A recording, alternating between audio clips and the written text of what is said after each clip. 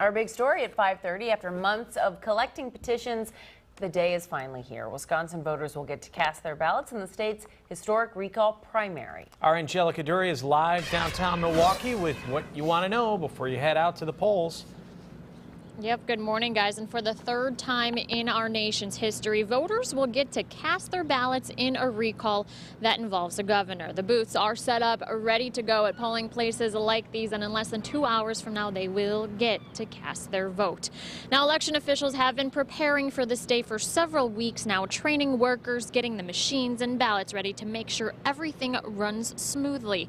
The governor, lieutenant governor, and 4 Republican state senators are up for a recall. Today, their Democratic challengers are hoping to make it on the general election ballot in June.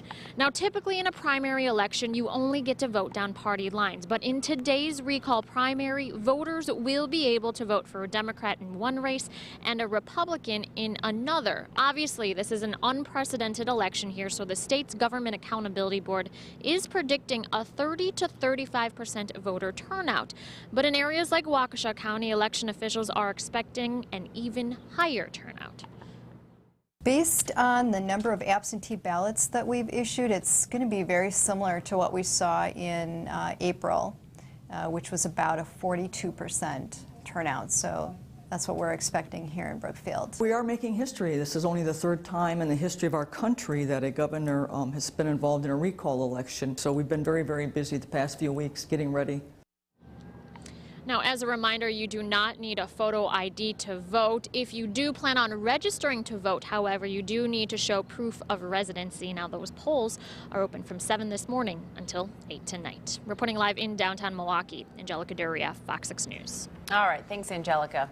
Well, democracy does come at a cost, and today some cities will be dipping into their reserve funds to pay for the election primary.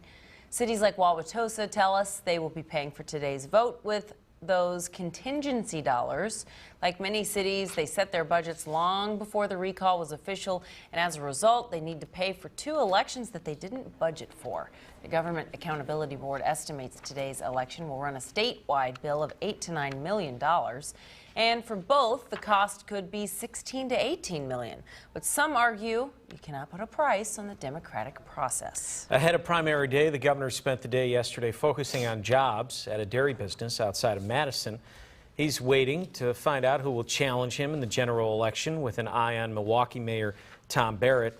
Both Walker and Barrett launched new ad campaigns Monday. Barrett and former Dane County Executive Kathleen Falk are vying for the Democratic nomination. Campaigning in Kenosha, Barrett made his final case to voters there. He has a commanding lead in the polls, but Falk, she sees a path to victory in one key number. 19% of Democratic primary voters are undecided.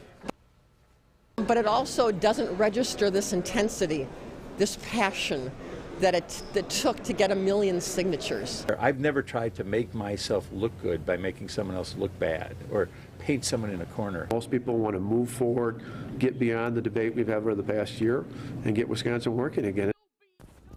Kathleen Vinehout and Doug LaFollette are also on the ballot in the Democratic primary.